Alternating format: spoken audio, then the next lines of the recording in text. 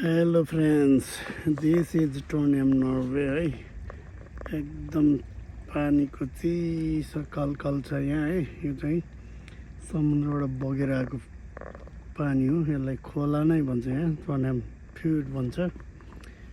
Very very nice here. यो चाहिँ fishing गर्ने ठाउँ पनि हो। It is allowed to fishing here. एकदम राम्रो छ। परदेखि सुन्दर ठाउँ छ, हेर्नुहोस् है राम्रोसँग। Very very good place. एकदमै राम्रो ठाउँ छ यो। यो पारी गाउँ छ है।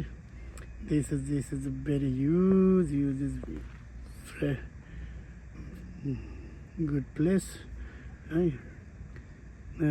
This is very good place in this up here there is the one school up there and this is also school here.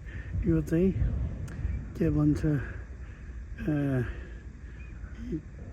ट्रेकिङको लागि के सिकाउने ठाउँ के हिमाल चढ्न सिकाउने। खासमा यो के को लागि बनायो यो थाहा छैन। यो चाहिँ है, this is the big one, I don't know. This is एकदम राम्रो ठाउँ। यहाँ चाहिँ मान्छे आएर बस्ने ठाउँ, खाने ठाउँ है।